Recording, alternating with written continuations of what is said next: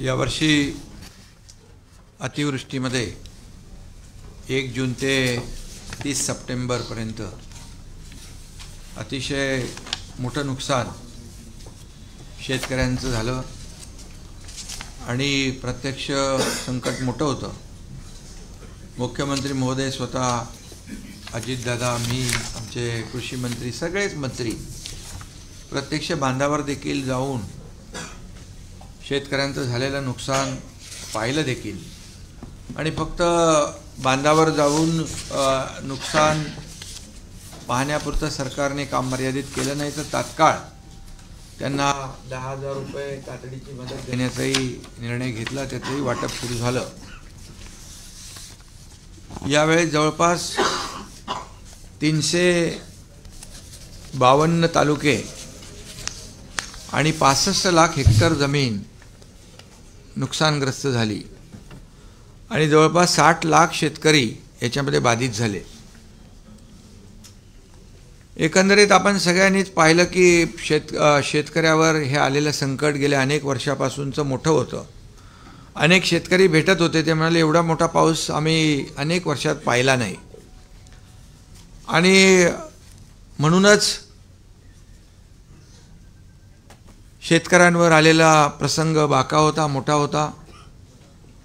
आणि त्यामुळेच मुख्यमंत्री महोदय, मी, अजितदादा, आम्ही आमच्या या बाबतीमध्ये 2-3 बैठकाही झाल्या आणि शेतकऱ्याच्या मागं खंबीरपणे महायुतीचं सरकार नेहमी राहिलं आहे। आणि यावेळचं संकट मोठं पाहिल्यानंतर किती काही ओढाताण असले तरी काही लोक विरोधी पक्ष असतील की शेतकऱ्यांना एवढं पॅकेज द्या, तेवढं पॅकेज द्या, आणि हे सगळं करत असताना विरोधी पक्ष काय करतो, यापेक्षा शेतकऱ्यांच्या मागं उभं राहणं हे शासनाचं कर्तव्य आहे। आणि या कर्तव्य भावनेतूनच हे एक मोठी मदत, भरीव मदत मुख्यमंत्री महोदयाने अतिशय विस्तारपूर्ण त्याच्यामध्ये सांगितलेलं आहे। आणि 31,000 कोटीपेक्षा जास्तचं हे सगळी जी मदत आहे ती आपण त्याचा देण्याचा निर्णय घेतला आहे। खरं म्हणजे यामध्ये उभी पिकं आडवी झाली होती, जमिनी खरडून गेल्या, काही नदीच्या प्रवाहामध्ये जमिनीच कापून गेल्या, आणि त्याचबरोबर घरांची पडझड झाली, अंशताही झाली, पूर्णताही झाली, पशुधन वाहून गेलं, काही जीवितहानी झाली। फार प्रचंड असं हे मोठं नुकसान यावेळेस आपण पाहिलेलं आहे। आणि अशा प्रसंगात शेतकऱ्याला देखील आधार देण्याची आवश्यकता आहे। आणि म्हणून आम्ही शेतकऱ्याच्या मागं उभं राहणार म्हणून सरकारने घेतलेली भूमिका आज मुख्यमंत्री महोदयांनी स्वतः जी काही घोषणा केलेली आहे यावरून आम्ही जे बोललो ते या ठिकाणी करतोय। ही भावना सरकारची आहे आणि शेतकऱ्यांची आहे। खरं म्हणजे ही दिवाळी काळी होणार नाही, सरकार काळी होऊ देणार नाही, अशा प्रकारचं भाष्य देखील आम्ही केलं होतं। आणि त्यामुळे दिवाळीपूर्वी ही मदत जी आहे शेतकऱ्यांच्या हातात गेली पाहिजे, ही भूमिका सरकारने घेतली। आणि ही मदत देखील आता आणखी काल धाराशिवमध्ये देखील मोठं नुकसान झालं आहे, पाऊस पडला आहे। जे काही आज घोषणा केली आहे त्याच्यामध्ये आणखी काही शेतकऱ्यांचं नुकसान होईल, ते देखील ही अंतिम मदत नाही आहे, शेतकरी प्रक्रिया आहे।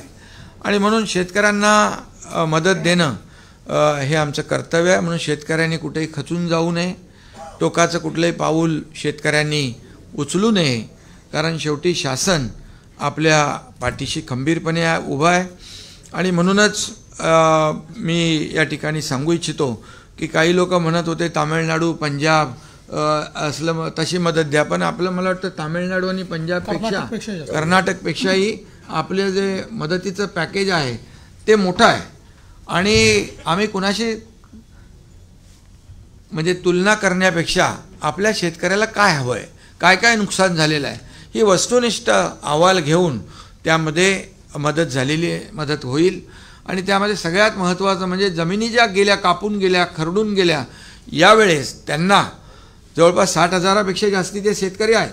आणि अशा शेतकऱ्यांना 47,000 रुपये तर मुख्यमंत्री महोदयांनी सांगितल्याप्रमाणे खरडून गेलेल्या जमिनीला मिळणारच आहेत, परंतु मनरेगामधून 3 लाख रुपये हेक्टरी जे काय जमिनीचं रिस्टोरेशन आहे, पूर्ववत जमीन करणं हे सोपं नाही आहे आणि तो मोठा प्रश्न शेतकऱ्यांसमोर होता आणि तो आपण सरकारने मिटवला. त्यामुळे देखील मोठी मदत, रॉयल्टी लावत नाही आपण, हां, आणि त्याला रॉयल्टी फ्री केलेलं आहे.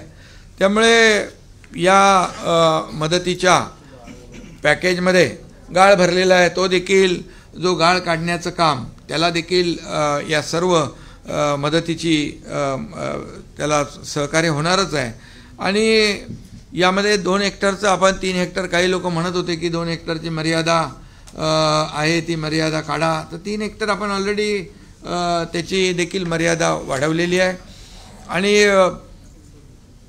यामध्ये जसं पीक विम्याचं देखील मुख्यमंत्री महोदय म्हणाले, ती देखील रक्कम यामध्ये ॲड होणार आहे आणि मोठ्या प्रमाणावर यामध्ये शेतकऱ्यांना दिलासा मिळेल. शेतकरी वाऱ्यावर शेतकऱ्याला सोडणार नाही आणि शेतकऱ्याला पुन्हा सक्षम करण्यासाठी जे जे काही उपाय करता येतील ते आम्ही करणार आहोत. आणि म्हणून सगळे निकष बाजूला ठेवून आमच्या सरकारने सगळे निकष, अटी, शर्ती बाजूला ठेवून शेतकरी हा केंद्रबिंदू, शेतकरी हा फोकस केलेला आहे. आणि म्हणूनच या वेळेस किती ताणाताण असली, ओढाताण असली तरीसुद्धा सरकारने खूप मोठा निर्णय शेतकऱ्यांसाठी घेतलेला आहे. NDRFचे जे निकष आहेत त्यात 10,000 आणखी ॲड केलं, त्याबाबतीत देखील मुख्यमंत्री महोदयांनी सांगितलेलं आहे. 10,000 प्रति हेक्टरी, म्हणजे जी NDRFचे निकष आहेत त्यात आणखी 10,000 प्लस, म्हणजे यामध्ये पुढचं जे काय रबीचं पीक आहे ते घेण्यासाठी शेतकऱ्यांना खतं, बी बियाणं या संदर्भात देखील मदतीचं, जे नुसतं आता झालेल्या नुकसानीची मदत न देता पुढच्या पिकाला देखील त्यांना मदत कशी मिळेल यासाठी देखील सरकारने विचार केलेला आहे.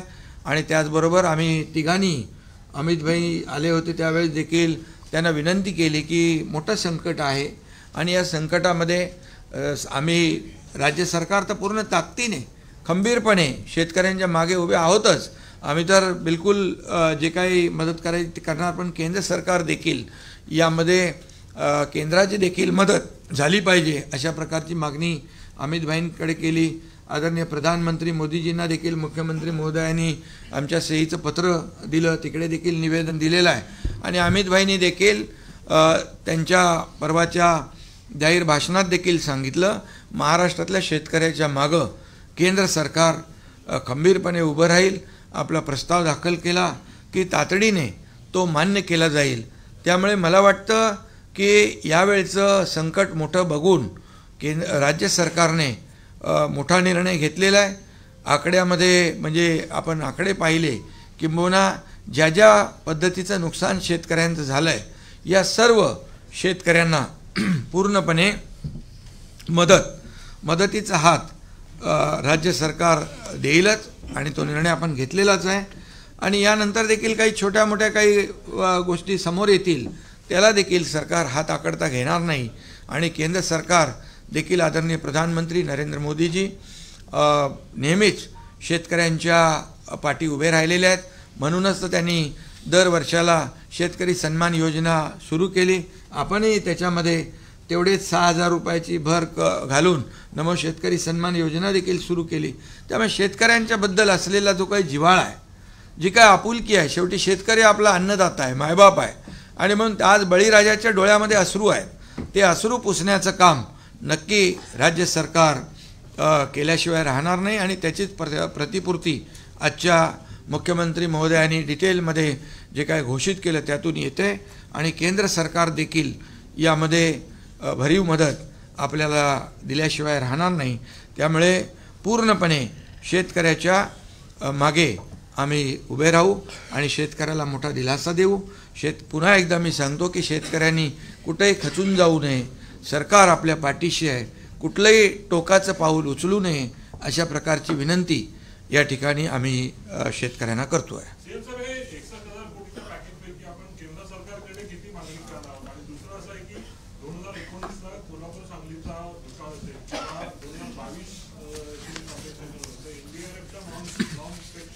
आपण दुपटीने किंवा कितीने कॉम्पेन्सेशन पद्धतीने दिलं होतं. जरी 10,000 रुपये आपण वाढवले असेल तरी ते फक्त रबीच्या पिकांना मिळणार आहे आणि रबीची पिकंही 1/3 नसतात, फक्त खरीपात आहे. याचा अर्थ फक्त 1/3 शेतकऱ्यांनाच हे कॉम्पेन्सेशन 10,000चं जे आहे ते मिळणार आहे.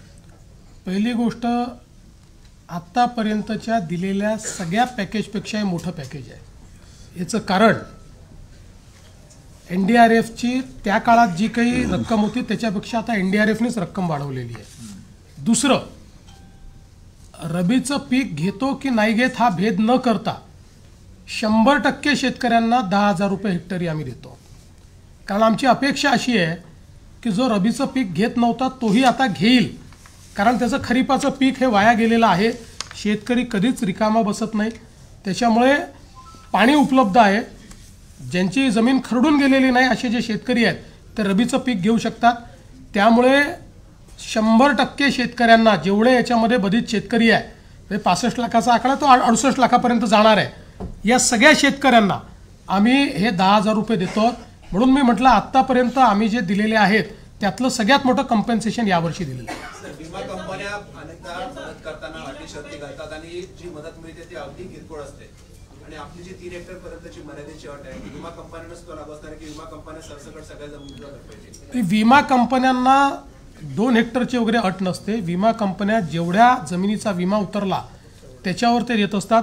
आज सकाळीच केंद्रीय कृषी मंत्री शिवराज सिंग चौहान साहेब यांनी मला स्वतः फोन केला आणि त्यांनी सांगितलं की तुम्ही विम्याच्या संदर्भात जी काही कारवाई करावी लागते ती लवकर पूर्ण करा. मी स्वतः विमा कंपन्यांची बैठक घेऊन त्यांनी तातडीनं योग्य कम्पेन्सेशन दिलं पाहिजे याकरता त्यांच्यावर दबाव आणीन. त्यामुळे आता आम्ही आमची जी प्रोसेस आहे, जे व्हॅलिडेशन आपल्याला करून द्यावं लागतं, त्या प्रोसेसला आता आपण गती दिलेली आहे.